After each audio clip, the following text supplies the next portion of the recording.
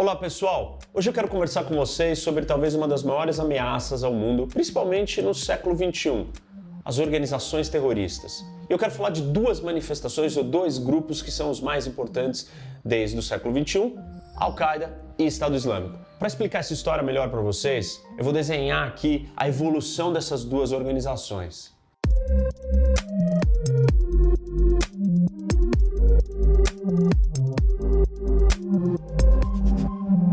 Quando a gente fala em terrorismo, automaticamente vem na nossa cabeça alguns grupos terroristas, mas o terrorismo ele é aplicado por diversas organizações e nós temos muitos grupos que pensam totalmente diferente.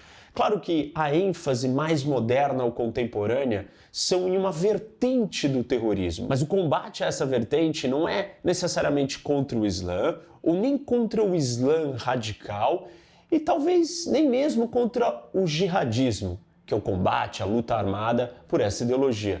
Mas nós estamos falando de uma específica ideologia que está por trás dessas duas grandes organizações, Al-Qaeda e Estado Islâmico. Nós estamos falando do salafismo jihadista. Essa ideologia está ligada com uma vertente do islamismo sunita, ortodoxa, ultraconservadora e internacionalista, na qual eles têm uma interpretação da religião e querem aplicar as leis religiosas de acordo com a sua visão. Uma visão radical, extremista, dessa leitura do Islã. Bom, quero explicar para vocês então como que tudo isso começou.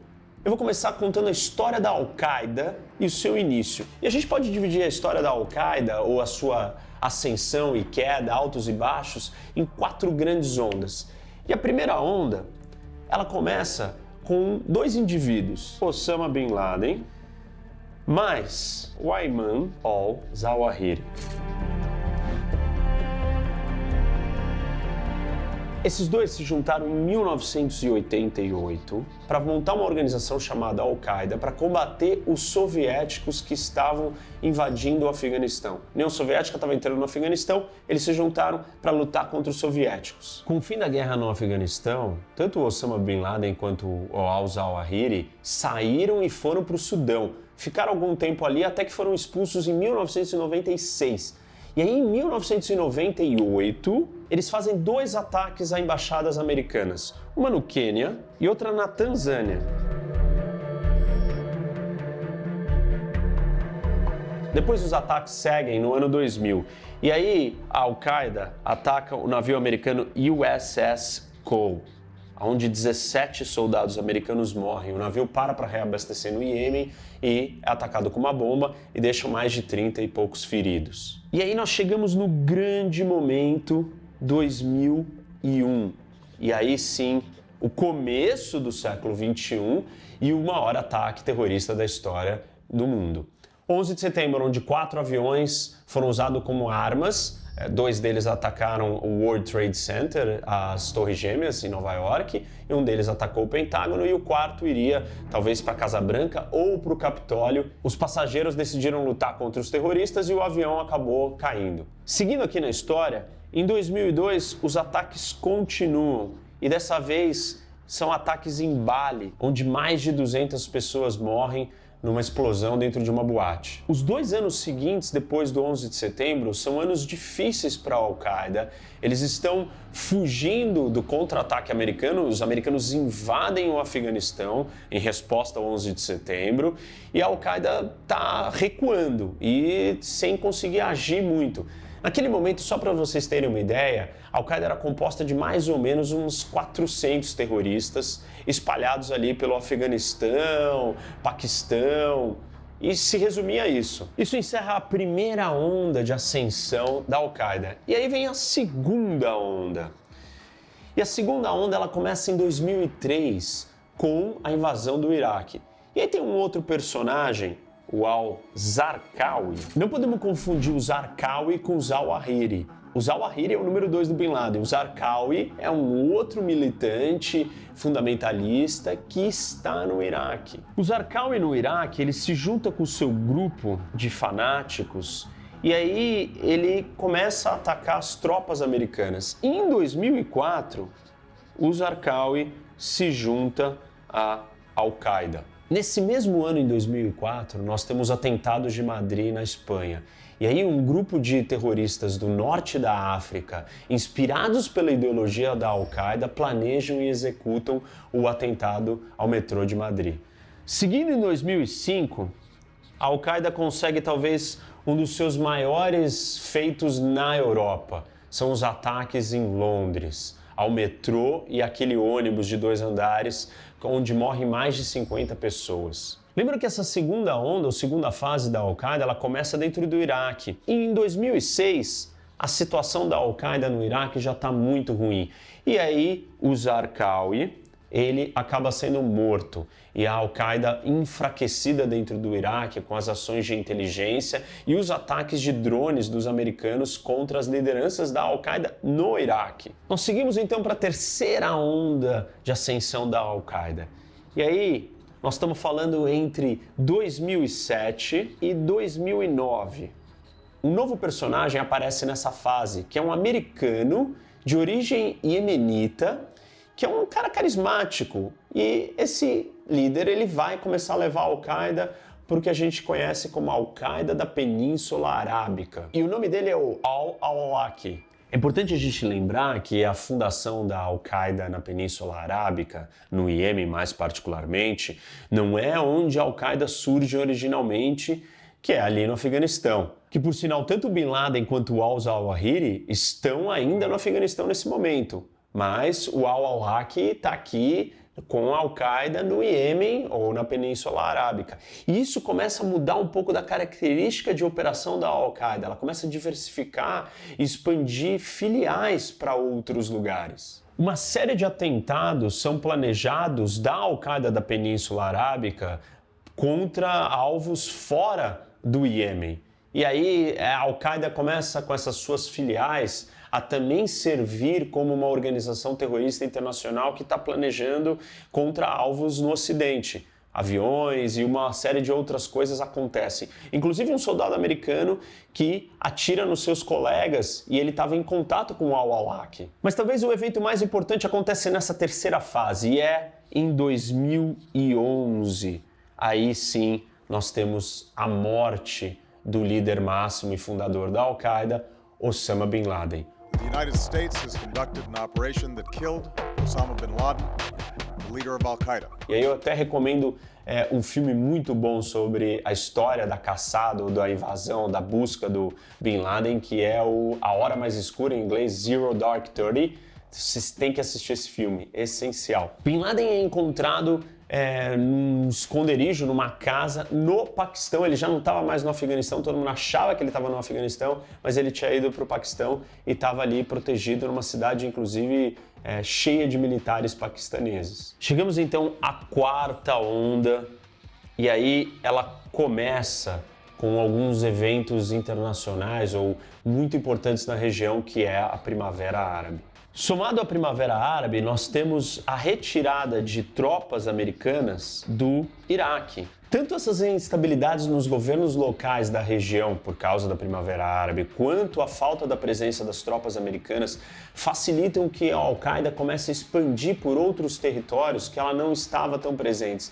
E ela cessa, ela para quase que completamente com os ataques ao Ocidente e foca na consolidação das suas filiais e franquias locais na região. Nós assistimos um crescimento e consolidação da Al-Qaeda em países como Afeganistão, Somália, Síria, Iêmen e vários outros. A maioria dos ataques da Al-Qaeda nesse momento ocorre dentro desses países locais da região, ali no Oriente Médio, norte da África, subcontinente indiano, e ela cria uma nova estratégia de funcionamento. Uma vez que ela está acuada e dispersa, ela foca na criação dessas franquias e na expansão dessas filiais. Então começam a surgir Al-Qaedas em vários lugares. Então nós temos a Al-Qaeda da Península Arábica, que eu já comentei com vocês. Nós temos a Al-Qaeda do Maghreb, que é no norte da África. Nós temos uma organização filiada à Al-Qaeda, que é a Al-Shabaab, na Somália. Nós temos a Al-Qaeda do Levante ou da Síria, com diversos nomes, e eles vão mudando de organizações, tal, vão transitando, mas a gente poderia dizer que é a Al-Qaeda da Síria. Nós temos a Al-Qaeda do subcontinente indiano, que engloba vários países desde o Paquistão, Índia, Bangladesh e outros. Além dessas organizações, dessas franquias ou filiadas, nós temos também outras organizações parceiras e afiliadas. Eu falei do Al-Shabaab, mas a gente pode colocar o Talibã, que vem do Afeganistão, que é um grupo do Afeganistão, também está nesse grupo aqui. Então, a Al-Qaeda, ela cresce muito e o tamanho de combate dessas forças é muito superior àqueles 400 terroristas iniciais do Afeganistão que planejaram o 11 de setembro. Mas ela parou de focar grande parte dos seus recursos para os ataques ao Ocidente. Nós temos algumas exceções. Uma delas é o ataque de 2015, Charlie Hebdo, na França, em Paris, que são aqueles cartunistas, né, o ataque aos cartunistas que fizeram aquela charge do Mohammed, do profeta. E em 2017, a outra exceção é um ataque em São Petersburgo, na Rússia. Tem outras coisas acontecendo aqui nesse momento que ajudam a enfraquecer a Al-Qaeda por um lado, que é o surgimento de uma outra organização rival. E aí eu tenho que voltar aqui na nossa segunda onda da Al-Qaeda. Lembra que eu falei do Zarqawi em 2003, que ele é um militante, ele se junta com o seu grupo e acaba virando a Al-Qaeda do Iraque em 2003, 2004. E aí ele começa a lutar contra as tropas americanas e contra os xiitas do Iraque, que é a outra vertente do islamismo, além do sunita. Esse confronto vai indo, a Al-Qaeda do Iraque continua crescendo, e aí chega um determinado momento que ela se separa por volta de 2006 com a morte do Zarqawi, e ela fala assim, não, nós não somos mais a Al-Qaeda, nós somos o Estado Islâmico. Isso acontece em 2006 com a morte do Zarqawi, que foi aquele mesmo, na segunda onda da Al-Qaeda, que fundou a organização no Iraque. O Estado Islâmico, ele era parte da Al-Qaeda do Iraque, só que eles se separam, e até inclusive porque a Al-Qaeda acha que os métodos e as táticas do Estado Islâmico são muito violentas, principalmente com outros muçulmanos. O Estado Islâmico ele vai crescendo, então, desde aqui do começo de 2006, e ele vai atingir o seu ápice em 2014. E aí, com a ruptura formal com a Al-Qaeda, ele começa a controlar território físico de verdade. E ele vai controlar territórios da Síria e do Iraque. Nós temos que lembrar que a Síria ela está numa guerra civil desde a Primavera Árabe de 2011 e o Iraque vive uma instabilidade constante desde a derrubada do Saddam Hussein em 2003. Essa instabilidade, tanto na Síria quanto no Iraque, favorece a ascensão de um grupo terrorista como o Estado Islâmico e ele começa a conquistar muito território. E por isso que ele se autodenomina um Estado. E ele diz que ele está tentando recriar um dos objetivos centrais dessa ideologia salafista jihadista, que é a recriação do califado. O que é o califado? O califado não é nada menos do que um império islâmico onde as leis religiosas do Islã, sob aquela interpretação do Islã, governam todos esses territórios. Então, tanto a Al-Qaeda quanto o Estado Islâmico, eles têm o mesmo objetivo, que é a recriação do califado. O que muda é a estratégia de como conquistar ou reconquistar o califado e a velocidade que isso vai acontecer. A Al-Qaeda acha que o califado tem que ser reconstruído primeiro atacando aqueles que dão apoio aos governos do Oriente Médio, os Estados Unidos. Então, o foco da Al-Qaeda é a guerra contra o Satã, contra o infiel, os Estados Unidos, para depois, enfraquecendo os Estados Unidos, vencendo os Estados Unidos, aí ela vai poder conseguir atacar os governos locais, derrubar esses governos e aí sim tomar conta do território e recriar o califado. O Estado Islâmico, ele inicialmente não está preocupado em atacar os Estados Unidos ou o Ocidente, mas sim em reconquistar os territórios e recriar o califado imediatamente, que é o que ele faz, tirando vantagem da instabilidade toda política e de conflitos que estão acontecendo tanto na Síria quanto no Iraque. O sucesso do Estado Islâmico é sem precedentes. Você conquistar esses dois territórios aqui é quase o tamanho da Grã-Bretanha. Então você tem acesso a pessoas, cidades, recursos, terra. Você tem muito mais chances de projetar poder, não só na região, mas no mundo todo. E de 2014 até 2017, o Estado Islâmico conduz 143 ataques terroristas pelo mundo em mais de 29 países, gente. Matando mais de 2.000 pessoas e ferindo muitas outras. A gente pode atribuir ao sucesso e à força do Estado Islâmico 3 coisas. Primeiro, território. Segundo, uma estratégia digital. O Estado Islâmico é a primeira organização terrorista que consegue usar as mídias digitais, produção de vídeos de uma forma assim gigantesca e com muito mais efetividade. Vídeos bem produzidos, uma presença massiva dentro das redes. Isso vai disseminando a ideologia e a sua propaganda. E por fim, essa ideologia, essa propaganda, esse sucesso de conquista de território possibilita o Estado Islâmico fazer uma coisa que ninguém tinha conseguido fazer na proporção que eles alcançaram, que é recrutar combatentes, terroristas, simpatizantes, pessoas para se juntarem à causa, à ideologia deles e irem para a Síria e para o Iraque para a recriação do califado e lutar ao lado dos outros terroristas. Para vocês terem uma ideia do tamanho disso daqui, o Estado Islâmico foi capaz de recrutar mais de 40.000 soldados, 40.000 simpatizantes, vindos de mais de 110 países diferentes do mundo. Não eram só os países próximos e vizinhos, daqueles que compartilhavam da mesma realidade, ou da mesma ideologia, ou da mesma política, ou do contexto político, mas gente de todos os cantos do mundo, inclusive dos Estados Unidos e da Europa. Aliás, muita gente da Europa, mais de 5.000 combatentes vieram da Europa para se juntar ao Estado Islâmico no Oriente Médio. Além da Europa, um outro país ou outras regiões que enviaram muitos simpatizantes para lutar ao lado do Estado Islâmico foi a Rússia, e os países, ou as ex-repúblicas soviéticas. Claro que tudo isso gera um grande temor, e esse temor hoje está sendo vivido mais fortemente, que é: e quando essas pessoas decidirem voltar para os seus países de origem? Uma grande parte ficou lá, mas vários outros estão voltando. Então, uma vez radicalizados e treinados em combate, se você voltar para os seus países de origem, você é um potencial terrorista. Essa é uma das grandes preocupações do mundo com essa quantidade de gente que foi ali lutar junto com o Estado Islâmico. Bom, o Estado Islâmico ele conseguiu manter tantos inimigos e criar tantos problemas para tanta gente que o mundo todo se juntou numa coalizão contra e combatendo ferozmente esse avanço, esse controle desse território. E aí em 2019, e é nesse ano que o seu líder, al-Baghdadi, ele é morto por tropas americanas. Abu Bakr al-Baghdadi is dead.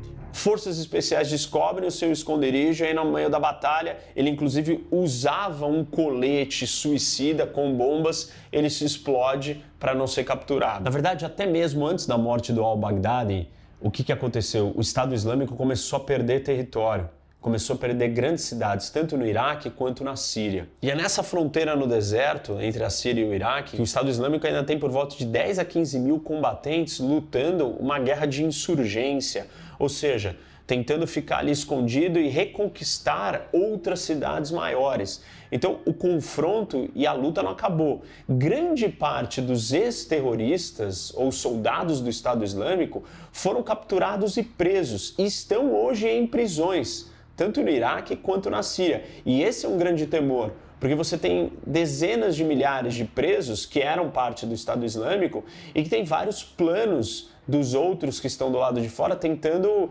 invadir essas prisões para soltar. Imagina se eles conseguem soltar todos esses terroristas. Sem dúvida, o Estado Islâmico está muito mais enfraquecido e a Al-Qaeda parece quieta. Mas quando a gente olha para a evolução dessas organizações, fica claro que o desfecho não é tão simples assim. Primeiro porque a sua ideologia continua vivíssima. Essa ideologia tem um apelo que atravessa os séculos.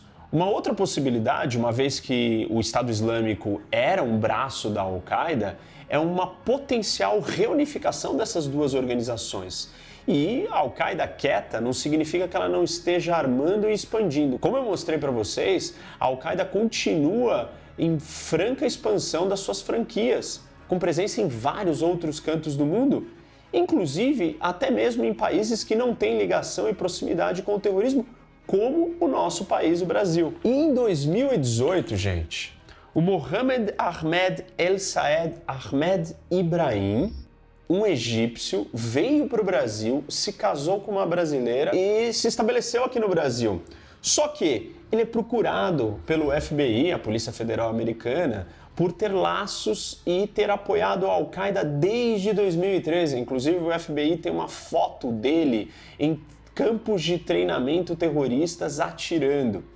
E isso é um alerta para nós aqui do Brasil que não queremos importar o terrorismo, e os terroristas estão sempre buscando o que eles chamam de santuário ou safe havens. Para uma organização terrorista continuar suas atividades, ela precisa de um ambiente onde o governo seja fraco, ou que a gente chama de estados fracos ou falidos, não falido e fraco economicamente, mas onde o Estado de Direito, as regras, as leis, é fácil de você conduzir as suas atividades criminosas. Então o Brasil tem que estar atento, porque nem nós estamos fora do radar do terrorismo internacional, e o terrorismo nessas duas organizações, talvez as duas maiores e de projeção mais global, Al-Qaeda e Estado Islâmico, estão sempre buscando locais e lugares aonde eles podem expandir as suas operações, não necessariamente só para cometer atos terroristas, de ataques, mas para financiar o terrorismo, para apoio logístico, para lavagem de dinheiro, para uma série de outras atividades, como é o que o Brasil talvez tenha que estar muito preocupado para que nós não sejamos esta nova base, ou esse novo santuário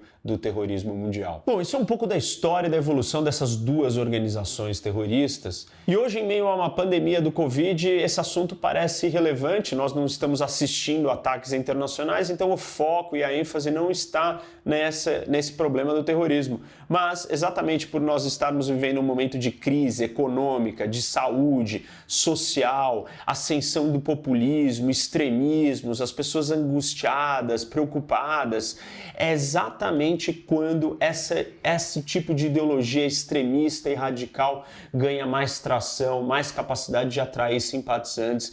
Então não achem que porque nós estamos no Covid que o terrorismo acabou. Muito ao contrário, talvez nos próximos meses e anos, conforme a gente lide com a crise toda em decorrência da pandemia, o terrorismo pode ganhar mais força e esse assunto voltar a ser uma das maiores ameaças do mundo.